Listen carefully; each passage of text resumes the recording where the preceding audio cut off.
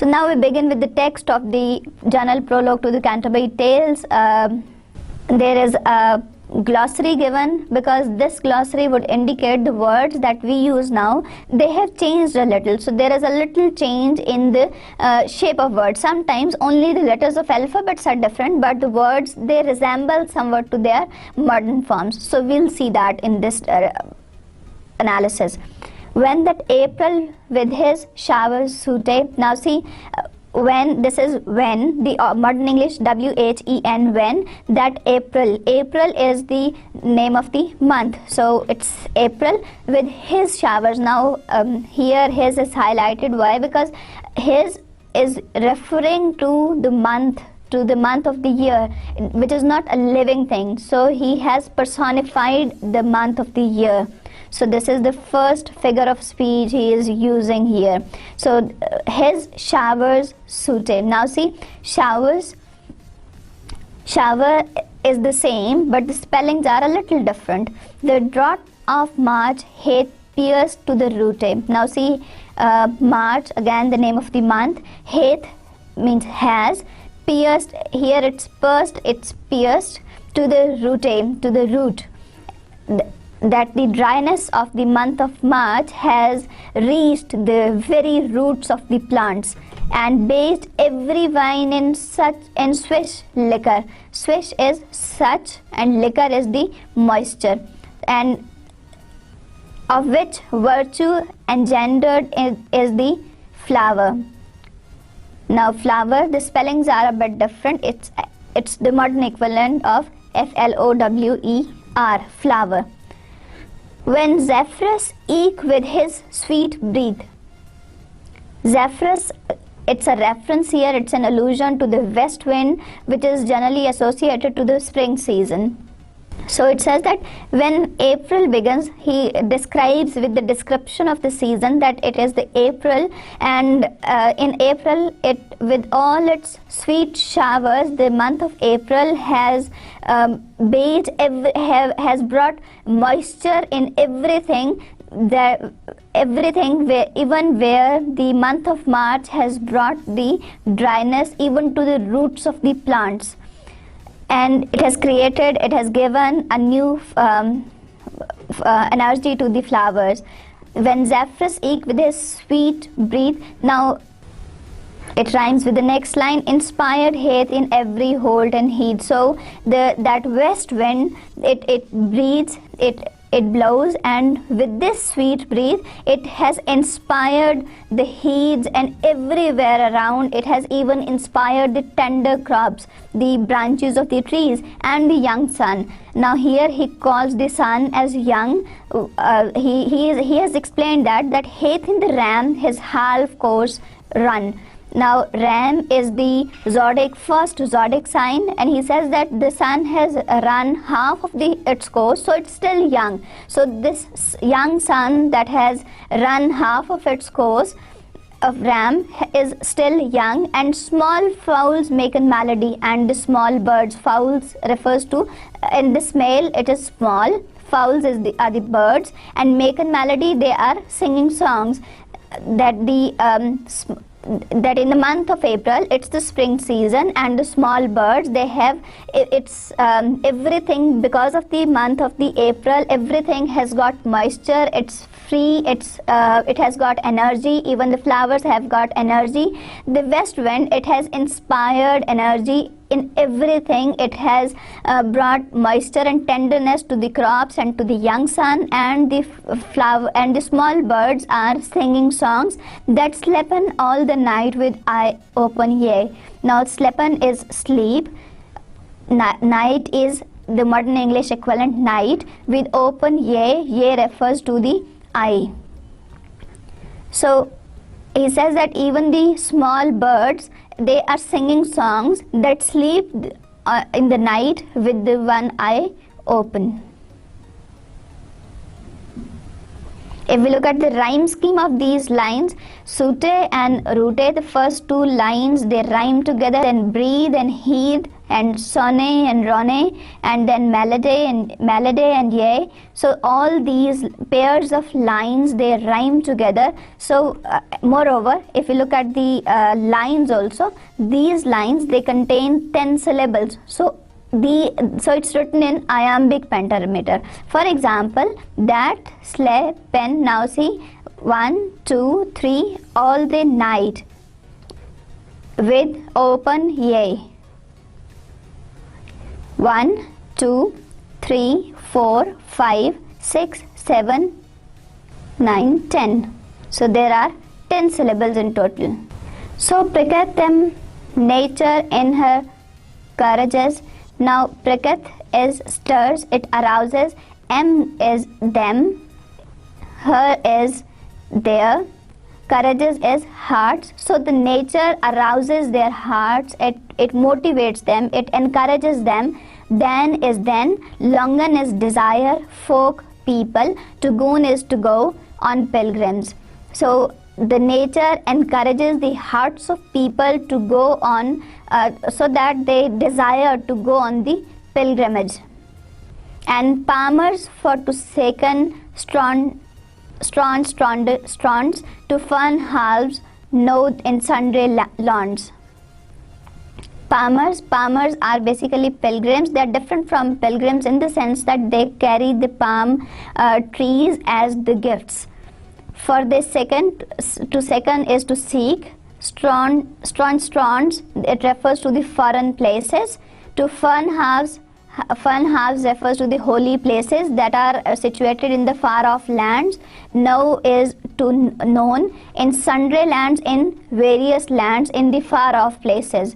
So the nature encourages, it motivates, it arouses the hearts of the people to desire to go on a pilgrimage, and palmers to seek and to go to the strange lands and to see the holy places and to know about the various lands.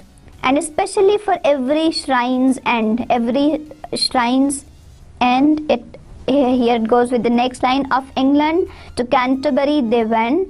So every shrine's end, from England to the Canterbury, they started going. So went, basically here probably it is from the second form of the verb go, it's from went. The holy blissful martyr for to seek, this holy, it refers to holy. Blissful is the blessed by God. Martyr is the modern English martyr. Here it's just the difference of the spelling. For to seek. To seek is again the modern English equivalent, S-E-E-K, seek. So all these people, they intended to go to visit to the shrine of the martyrs for the sake of getting the blessings of God. That hem hath holpen when they were seek. Hem, again them, they have, hath is have, holpen is helped, when they were seek. Then when they sought to go to these places, they were helped. Befell that in that season on a day.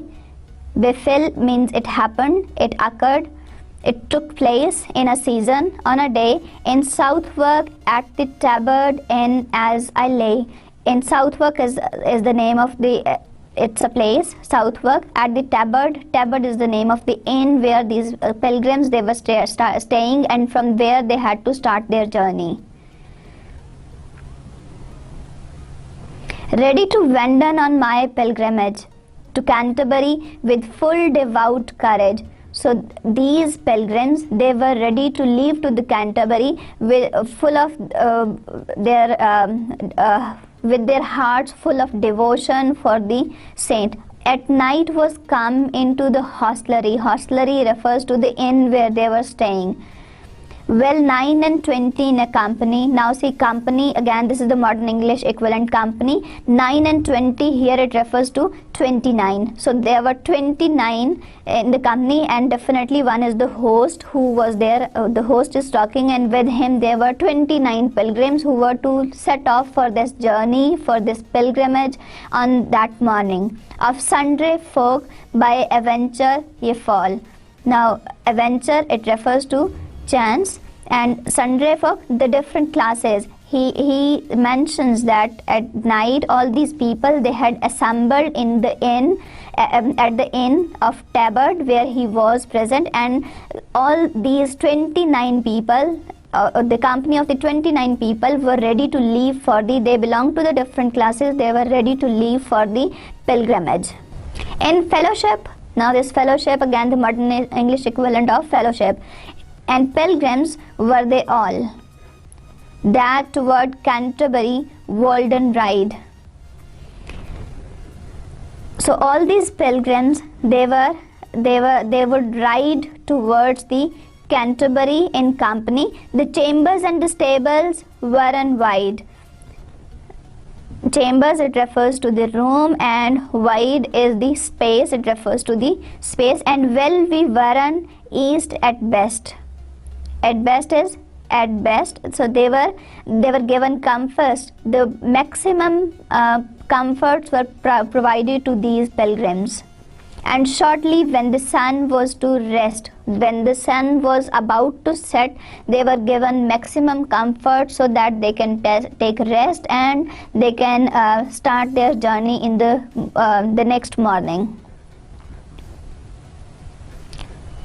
When the sun was to rest, when the sun sets, some people believe that it is resting. It is the rest time for the sun also. And had I spoken with them Avrishon, that I was of her fellowship anon. Now Avrishon refers to everyone, with him is them. So that I was of her is their fellowship, that I was also. So the host says that I spoke to them, I spoke to each one of them as I was their fellow companion, and made forward early for to rise. And they all agreed to rise early, to take our way there as I yo devise. And he said that he proposed that, he suggested that they should get up early in the morning so that they could start their journey as he had mentioned it earlier. He says that as I have mentioned to you earlier. So as he had mentioned earlier, for the from the Tabard Inn to the Canterbury, they had to start their journey. So he suggested that if they go to their beds early, it would be good for them to start their journey in the morning. So in these lines we had these were from lines 1 to 34. We had introduction of the Caesar. We had the introduction of what he is going to talk about. Basically he started off with the description of the spring season. He gave an allusion also that spring season basically is associated with warmth, with excitement, with energy, with the spirit to do something.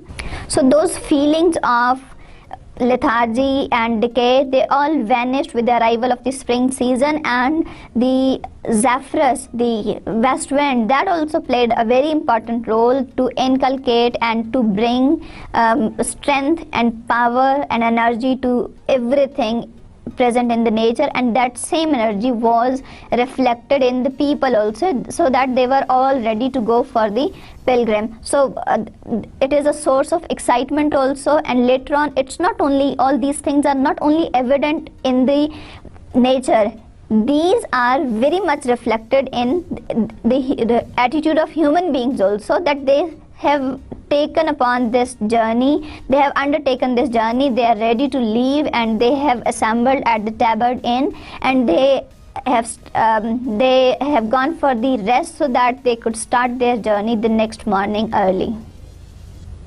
But nevertheless, while I have time and space, Netherlands is nonetheless. So he says that while he has got time, he has got space, as that I further in this tale pace, so till the time that there is some time to tell the tales, to tell the story that he had suggested, me thinketh it according to reason. So he says that it is reasonable to, he thinks that, me is I, thinketh is think, so he thinks that, he says that I think it is reasonable to, he thinks that it was reasonable to tell you all the condition. So this is the modern English equivalent, condition, condition. So this is the same modern English equivalent, condition. Yo is you, to tell is tell, tell. So al is all, modern English equivalent all, all. So he says that till the time there is since if all the pilgrims, they have gone to take some rest and they are going to start their journey the next morning, and when they will start the journey, they will start telling the tales. So he says that by that time I have time and I have got space also. He says that it is reasonable for me to talk about certain things, to talk about certain conditions of each of M is them. He says that it is reasonable to talk about something, and what is that? To talk about each of them. Now he is going to describe these characters, these pilgrims, so as it seemed me. He says that I am going to describe them, I am going to give their description the way they appeared to me, and which they weren't, and of what degree, that whatever they wore, whatever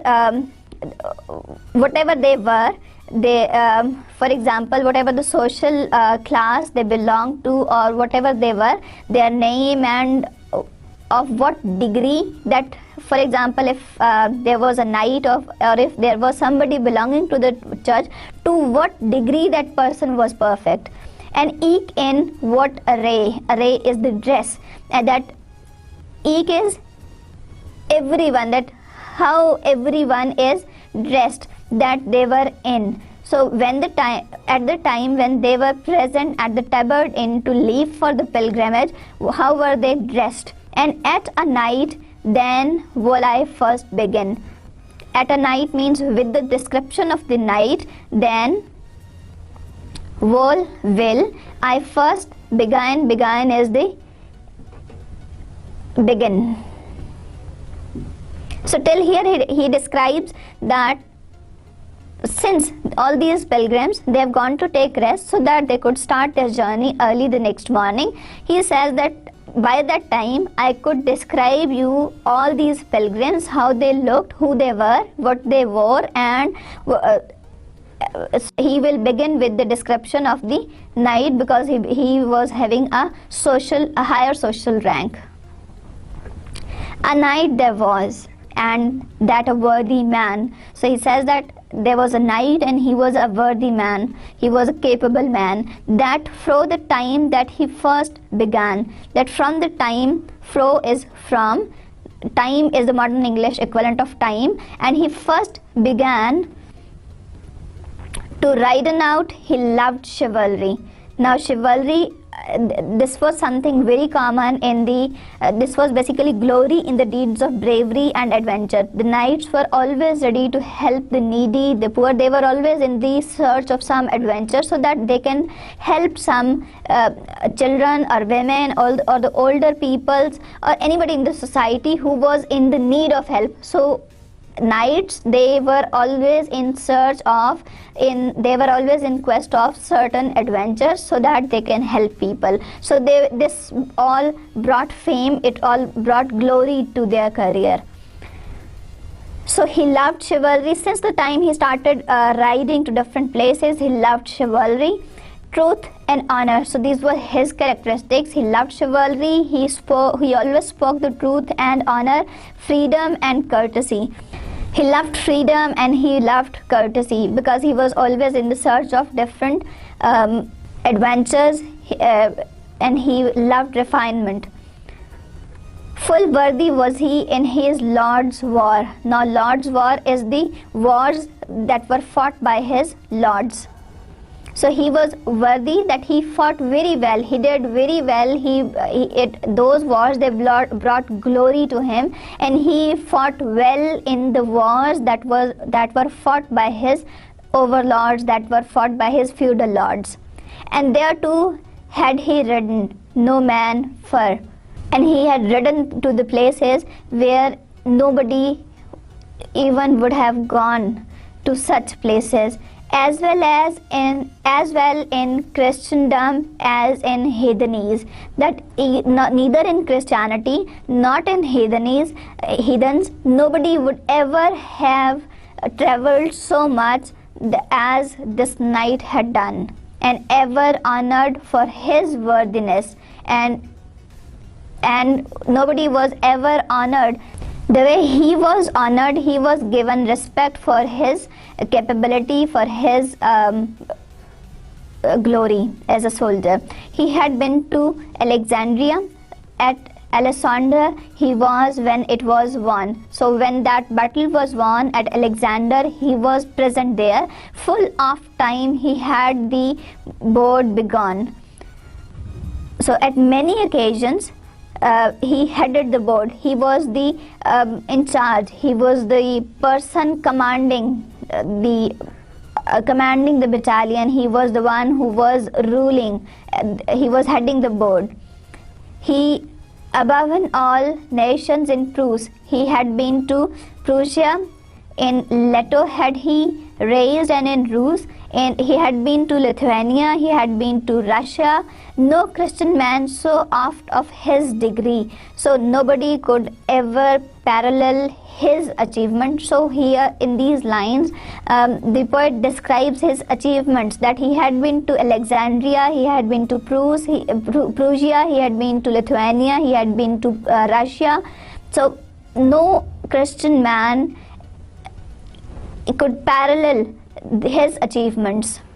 In Grenade at the siege ek hade he be of Aljazair and Redden Belmire.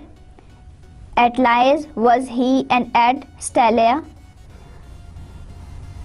when they were won, and in the great sea at many noble army had he be.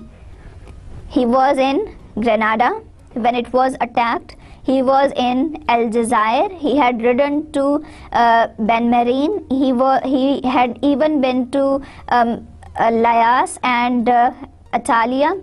He had been with many noble armies at different places when these battles were won. At mortal battles had he been 15, and fought for our faith at Tramesine. In lists thrice, and slain his foe. This ilk worthy knight had been also sometime with the Lord of Pelite, again another heathen in Turkey.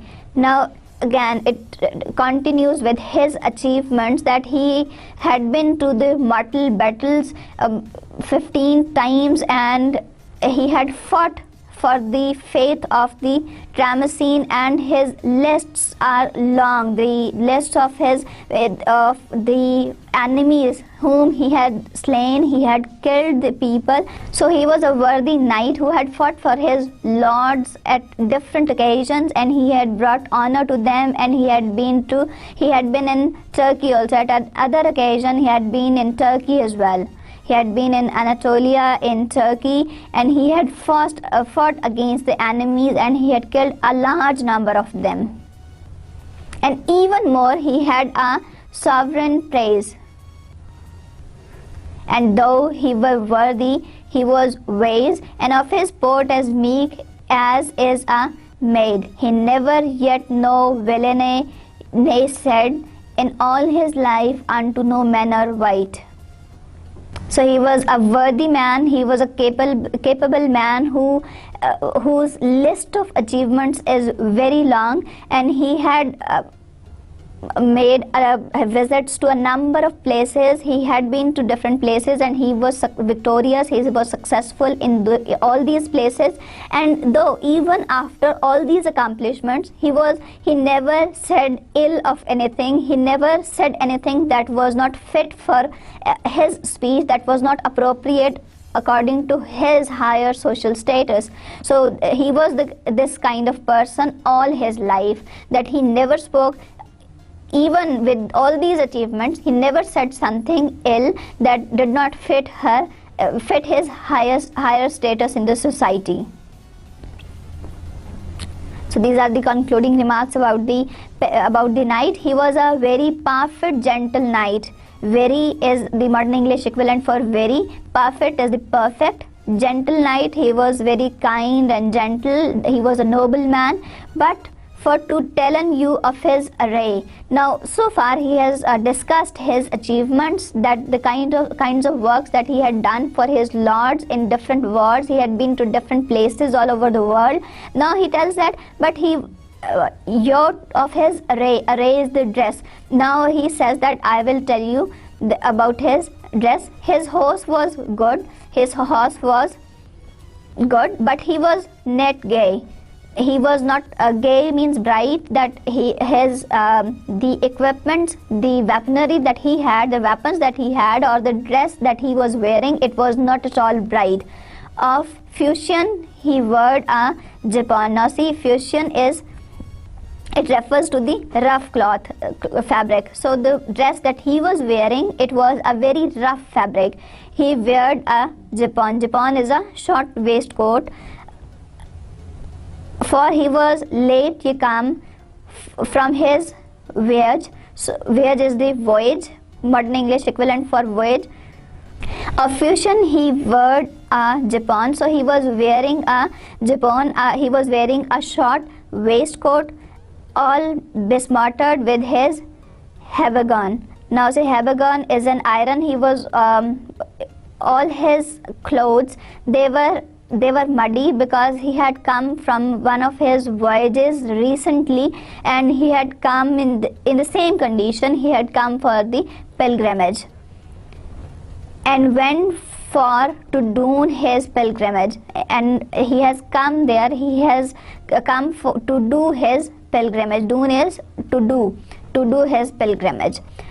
So this is the summary from lines 35 to 78. That first the host declared that he is going to describe the pilgrims, and he mentioned that he will begin with the description of the knight. He described the knight as a person, as a character, and then his achievements, that he had been to different far off lands. And now after that he described a bit of his dressing, that his dressing, it is of a very rough fabric. It is not very fine, but his horse was in good condition, and his armaments also, that they are all muddy, they are not new, they are not bright. Next we have the knight's son. With him there was his son, a young squire. So a young squire was also there with him. He was his son, a lover and a lusty bachelor. A lover and a lusty bachelor. Now lusty bachelor here, it refers to somebody who has just begun the career. So the squire has joined the company. He has joined the company of his father, and he intends to do the way his father has set a model. With locks curl as they were laid in press. Locks, now see, these locks are the locks of the hair. Curl, that they are in curls, as they were laid in press, as if his hair, they have locks as if they are just pressed. Of 20 years of age he was, I guess. The host says that he appears to be, it is his guess that he appears to be of 20 years of age.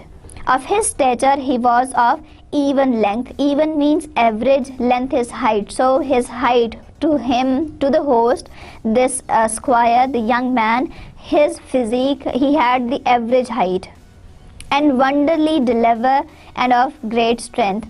So deliver refers to the active, the energy of the youth, and of great strength. Strength refers to the power. So he was very active and he was very strong also.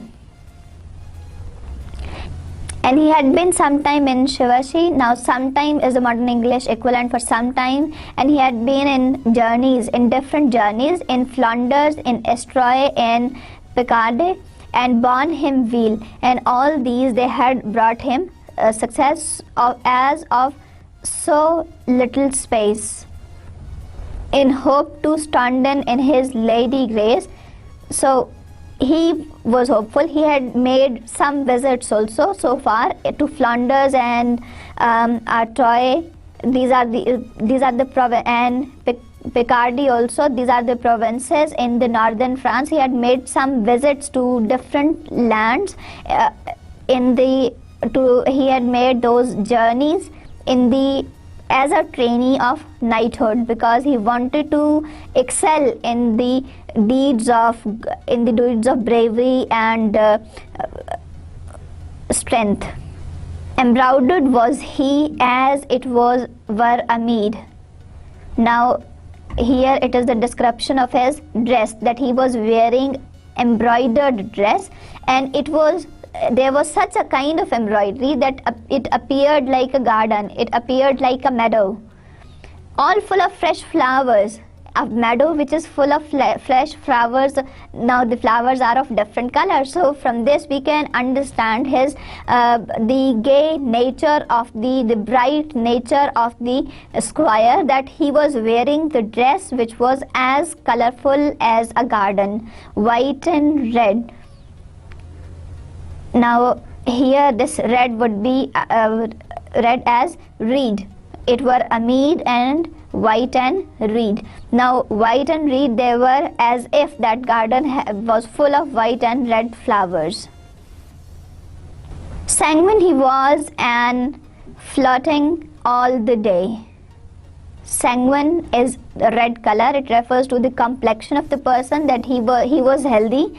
It refers to his health, that he was a healthy young man, and he was floating all the day. He was roaming about, he was playing the flute. He was as fresh as is the month of May. So month of May is basically in the context where this poem is written, basically in London. It's not like Pakistan. In the month of May, it's spring season, the way we have February around here, because there it's all covered with snow in the months of February, March, and it's the beginning of the spring season during April, and it's spring season in May. So he was as fresh as it was the month of May. So he was fresh like the spring season, the way there is grass, flowers, colors everywhere, there is energy, youth. So all these things are symbolic. Short was his gown. His gown was short with sleeves long and wide. His gown was short which had long wide sleeves. So this shows that he was wearing a fashionable dress. Well could he sit on horse and fair ride. He could ride, he could sit on the horse, he knew how to sit on the horse and how to ride a horse. He could songs make and well endite. Endite means to write. He could sing songs and he could also write these songs. So he was a poet as well. He used to write the poetry and he used to sing those songs. Just an eke dance and well portray and write. He could also dance in that, and he could write the poetry, and he could draw and he could write the poetry. So basically in Middle Ages, in medieval times, in Chaucer's times, the writing and singing and dancing, these were considered to be the accomplishments of a young man. So the squire had all these accomplishments, he had all these qualities. So Hoote he laughed at by night tale. Night tale is the night time. He sleep no more than doth a nightingale. So he slept like a nightingale. Courteous he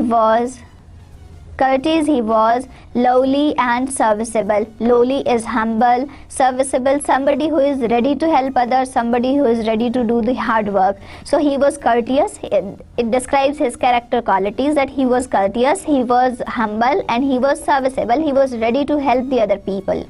And carved before his father at the table. And it was considered to be another accomplishment during Chaucer's time for a young man to be able to serve the people or the guests sitting at the table. So he served his father, he carved the serving at the table to his father and others also.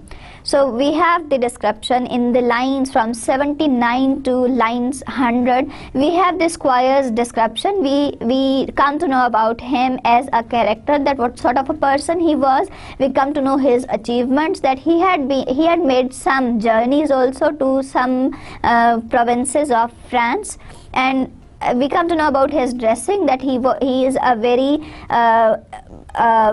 bright, energetic, active person, and he loves colors, and even the dress that he is wearing is very colorful and bright, and it is fashionable also. And his armaments as well. A yeoman had he and servants Nemo. And at that time for him Leicester right so, and he was clad in coat and hood of green. The yeoman was the only servant with the knight. He did not have any other servant, so he was riding with his son, the squire, and the yeoman, the only servant. He was wearing a coat and a green hood. C-O-T, this refers to the modern English C-O-A-T, coat. And he was wearing a green hood.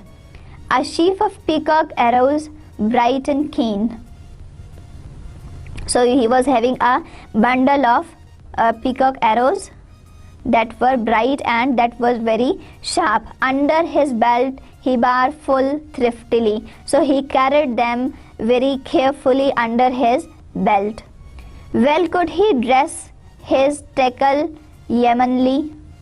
So he was dressed very well according to the dress of a yeoman. His arrows dropped not with feathers low, and in his hand he bare a mighty bow.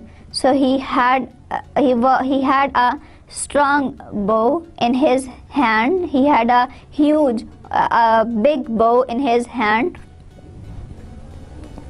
So his arrows, they were lying in a position that the feathers were low, they were very little, and he was carrying a bow in his hand. A knot had he with a brown visage. Now, knot head, it refers to the head with closely handled hair, that his hair, they were properly organized, and he had the brown features, he had the brownish color. Of woodcraft well could he all the usage, and he knew how to handle the woodwork, he knew all the woodwork as well. Upon his arm he bar a gay bracer. Upon his arm he was wearing a bright protector for the arms that usually soldiers and knights wear, and by his side a sword and a buckler. So he was having by his side he was having a sword and a small shield. So these are the armaments of the yeoman that he was carrying. He knew how he was of brown color, so this is his complexion, that he had brown color, and his hair were properly organized, and he knew the woodwork. He was aware how to do that, and in his arm he was carrying a bracer, and on his side he was having a sword and a small shield. And on the other side a gay dagger, and on the other side, on one side he had the sword and a small shield, and on the other side he had a a bright dagger, and why bright? Because it was very sharp, harnessed well and sharp as point of spear. It was this dagger, it was as sharp as the point of the spear. It was well decorated and it was as sharp as a spear. A Christopher on his breast of silver sheen, and horn he bare. So there was the mark of, there was a sign, an image of Saint Christopher on his breast. It was shown very brightly, and on he bare the baldric was of green. So he was wearing a green belt also. A forester was he, soothly as I guess. Soothly is truly, guess is Guess, the modern English equivalent of guess. Forester is this refers to the forester. So the host, by describing him, he says that since he was aware of all this woodwork and all these things and he knew how to do it, so he believes that he was probably a forester.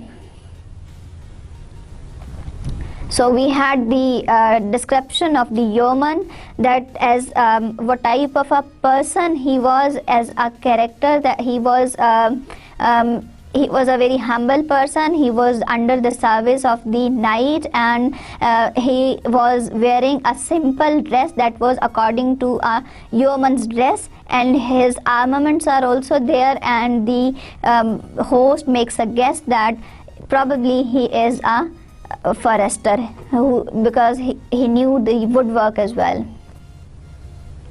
The next we have the description of a prioress. There was also a nun, a prioress. Nun is the nun in the church. That of her smiling was full simple and coy. This Y basically this stands for I in modern English, simple. Smiling, again, if we replace Y with I, it would be the modern English equivalent word, smiling. So her smiling was very simple and it was quiet. So she quietly smiled and it was very simple. Her greatest oath was but by Saint Loy. So she had taken an oath on the name of the Saint Loy. Saint Loy was the saint in the 7th century, and after 3 years in Flanders, and after 3 years of his death, he was made the saint. And she was clept Madame Eglantine. Now, Eglantine is the name of a flower. She is a prioress, and clergy people belonging to the church, religious services, and Christianity, they are supposed to be simple as possible, so that they could concentrate on their religious preachings, their teaching and learning, and that process of teaching and preaching. If we look at this name, Eglantine, her name was Eglantine, which is the name of a flower. So from this we can understand that he is, how ironical it is that instead of being simple, even her very name is fashionable. It is after the name of a flower. Clept means called. So she was called Madame Eglantine. Her name was Eglantine. Full wheel she song the service divine. Full wheel, that she sang the services, the services of the church fully well, and tuned in her nose full seemly. Now, she produced the voice out of her nose during those services. We can look at the styles that she adopts during those services. Now, these services are the religious sermons, and she sang those services and she delivered them as in such a manner as if she was singing a song. And fresh she spake full fair and fetisly. This is French, the modern English equivalent of French language. So she spoke because this is a prerequisite for the clergymen, for the people belonging to the church, that they should know French language, they should be able to translate from French, they should fluently speak and understand French language. So she spoke French language fair and fearlessly, that well and prettily. She could fluently speak it after the school of Stratford at Bow. So she spoke the French which was spoken in the town Stratford at Bow, but for French of Paris was to her unknown. Now look at this irony, that she was unfamiliar, she did not know anything of the standard French, and the clergy people, they are usually, so this is something ironical here, that when he says that and French she spake full fair and fearlessly, because she was speaking French which was substandard, which was not fit for religious purposes, for the services of the church.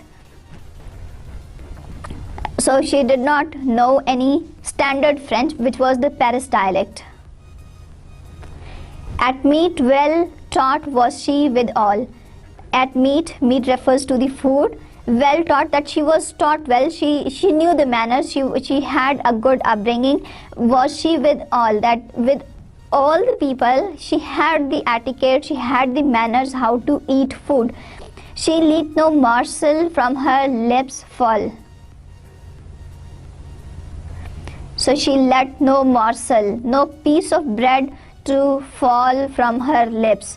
Nay wet her fingers in her sauce deep. And she did not, even her fingers were not dipped in her sauce, in her the gravy that she had. So this is something indicative of her manners, that instead of concentrating on her duties that she is supposed to do, she is concerned with her, first of all, the first reference we had her name was Eglantine, which was very fashionable. Secondly, we came to know about the language that she spoke. It was not standard French, it was one of the dialect of standard French language, which was not fit for the services of the church.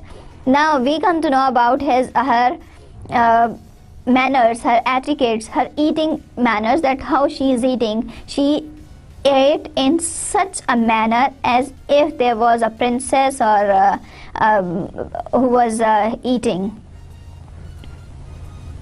Well could she carry a morsel and well keep. So she held that morsel of bread in her hand in a very nice manner, that no drop fell upon her breast, that there was no stain, no drop of the soup or the morsel, it fell on her breast.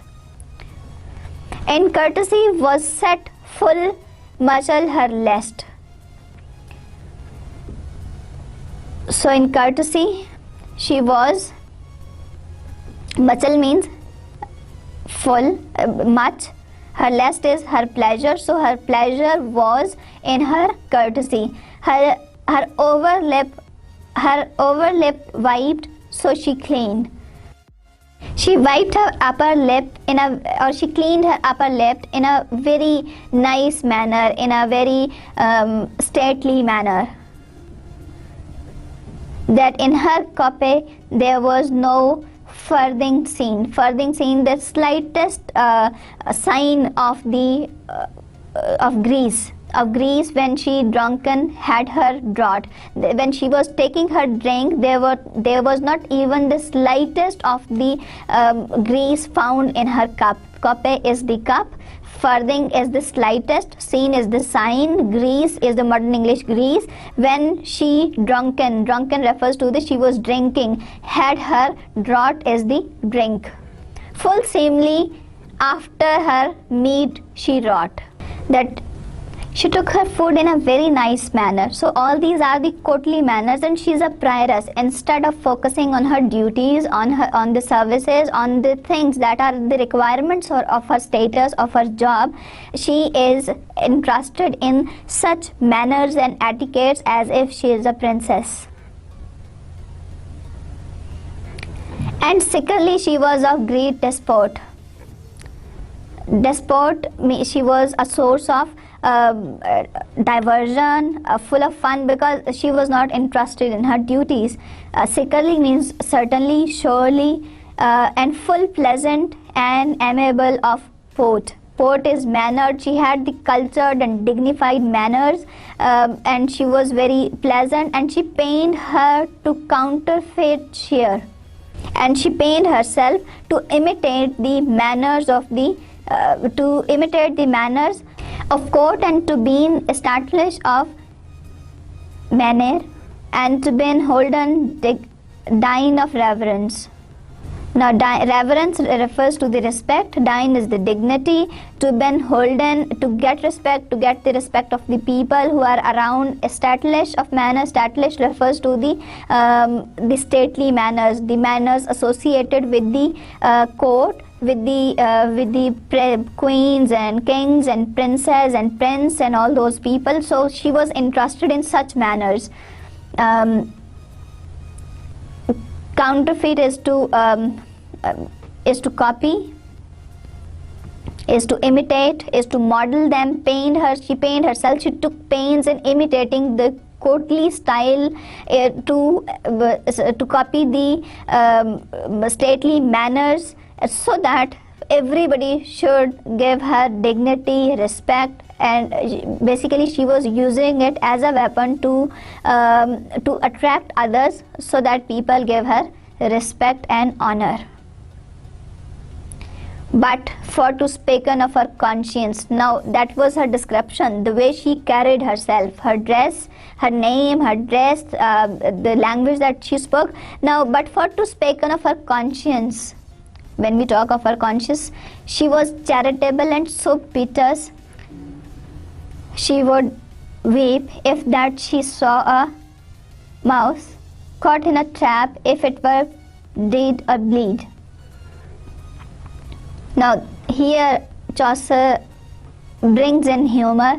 He discusses her conscience, her values, that he says that the prioress is so charitable, she is so concerned with the pities and with the sorrows of others, that she would weep if she saw a mouse, and if it were caught in a trap, or if it were dead, or if it is bleeding, she would start crying for that. She would start weeping for that mouse. So see, he brings in humor that this is her conscience, these are her moral values, that instead of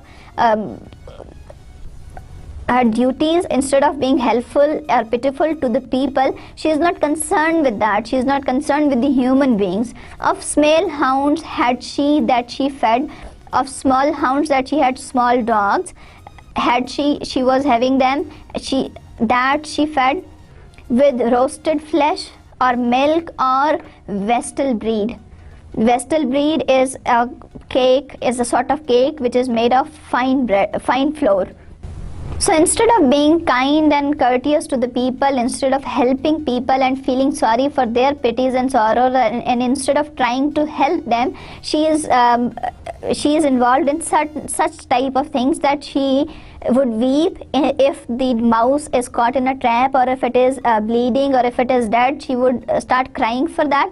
And she has got small hounds, and she would feed those hounds upon the roasted meat, upon the milk and the cake which is made up of fine flour. So these things are not available to ordinary people. So she is not concerned with the poor people, with the miseries and suffering of people. On the other hand, she is concerned with her own interests. And what is that interest? She is interested in giving good food to the animals that she is keeping. She is keeping pets, and she is interested in that only. So sorry wept she if one of them were dead. That she would definitely weep if one of those hounds was dead, and if men suit it with a yard smart. Since she had kept those, she would start crying if the men they would hit those hounds with they would smartly hit, they would hardly hit those hounds with a yard. She would start crying, and all was conscience and tender heart. So this was the condition of her conscience and of her soft and tender heart, that she had a very kind and sympathetic heart towards others. Full seemly her wimple pinched was. Wimple is the head cloth that these nuns wear. So her wimple was nicely worn. Her nose, tratus refers to the long and well shaped. So her nose was well shaped. Her eyes grey as glass. So her eyes were as bright as a glass, and they were grey. Her mouth full small. She had a small face, and there too soft and red. So it was soft and red. So again, there is irony in her, in the description of physical features also, that she was more concerned with her etiquettes, she was interested in the pets that she had kept, and moreover she was interested in her own personal features, and she took great care of herself. But secondly, she had a fair forehead. She had a broad forehead. Surely she had a broad forehead. It was almost a Spain brood, I trow. For hardly she was not undergrown. Full fattest was her cloak, as I was wore. So he describes that, he continues with her appearance, that she had a broad forehead, and she was wearing an undergown also of small coral about her arm she bore. She was carrying a small coral, a pair of beads guarded all with green. So she was having around her arm she was having a pair of beads, and which was, and the larger ones were in green colors, and thereon hang a brooch of gold full sheen. She was having a brooch also that was hanging on that, and it was shining full, on which there was first right a crowned A. This A and after amor vincit omnia. Amor vincit omnia is a Latin term which means love conquers all. So she was wearing a brooch that contained A, the letter A. That meant because amor means it is taken for the divine love. So that A represented the divine love. So she was wearing that A in her brooch, and that referred to amor, the divine love. We can here see in all these things that she carries, that there is such a sharp contrast. The things that she is wearing, the oath she has taken, and the way she is carrying herself. She is wearing that A of amor vincit omnia. Amor vincit omnia is a Latin term, that Latin expression that means love conquers all. And on the other hand, we do not find any instance of her sympathy, her support to any human being. Rather, she is interested in the courtly manners, in her own features, in her name, in the things that she is wearing. Another nun, and with her had she, that was her chaplain and priestess 3. So with the prioress, there was another nun also. She was her chaplain, she was her private secretary, and there was 3 priests also with her. And the description of the nun is not given.